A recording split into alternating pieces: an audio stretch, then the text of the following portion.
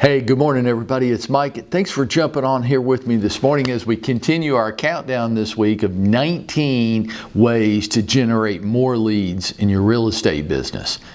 Have you jotted some down? Have you already implemented some of them this week? And I'd be fascinated to hear from you today and know which ones you went, that's me, I can do that, and you've already jumped right on it. For today, let's jump right in, starting with our 11th lead generating idea for this week. Well, let's get this one out of the way real quick, because this is the one you probably won't do, though I'll never really understand why. Could you contact expired listings today?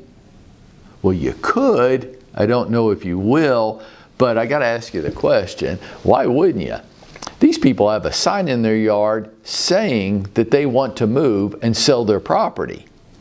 They put a sign out in the yard, and you can pull a report. Gosh, we'll post it on Workplace today, or you can pull it out of FMLS, and it's easy, it's free, and you know they want to sell. You don't have to go market to a whole large population trying to find the ones that want to sell. The expired listings, you know they want to sell the property. You also know this. They've overcome the hurdle of being willing to pay a realtor to help them sell the house. In their minds, they've already overcome that hurdle. They've already shown a willingness to pay somebody for the help. They're not like for sale by owners. You don't have to overcome that objection as well.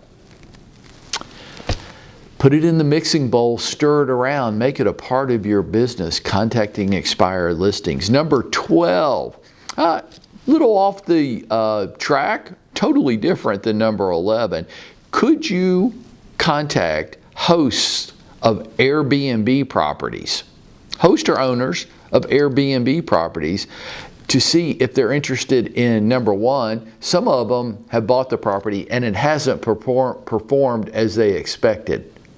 Or maybe where they bought the property, the rules have changed. You know, maybe if they're in the city of Atlanta and they're not allowed to do that anymore, now they might be interested in liquidating the property. Or maybe it just hasn't performed as well as they had hoped it would. Or maybe just the opposite's true. You know, the report this morning that came out said that for the first time, Airbnb Corporation had made a profit in 2022. That's the first time they've ever made a profit. So that seemed to be on the uptick, at least for the corporate entity. Maybe they don't want to sell the property. Maybe it hasn't underperformed. Maybe just the opposite. Maybe it's been a big success for them, and they'd like to buy more properties like that. What if you reached out and contacted them? Would that be a good way of generating leads in your business? Okay. How about number 13? How about asking for help on social media platforms? Asking for help. Well, what do I mean? Have you seen posts like this? Hey, I have a buyer who's looking for a property in this area, this type of property. If you know anybody that has a house like this that might be willing to sell it, have them contact me. Or it could be just the opposite. I have a seller who doesn't really want to put the property on the market and deal with showings and getting the house all fixed up, but they would be willing to sell the property if you had a buyer. If you do for this type of property, reach out and contact me. Could you do that? See? And what would the cost be? See, we're talking about no cost ways or low cost ways of generating more leads in your business. Let's move on to number 14. Could you host, here's one. Wonder if you've thought about this. For your listings, could you host a going away party for your seller? Well, look, like my wife and I, we live in a little neighborhood. If we were moving, if one of our neighbors was moving, and their real estate agent hosted a going away gathering for them at the house. I'm not saying you have to throw an elaborate party, but just a small little gathering, maybe with some refreshments. Would that be a way of you getting connected to the next level? Not just your seller, but the neighbors and friends right around them. Could you host a going away party for your sellers?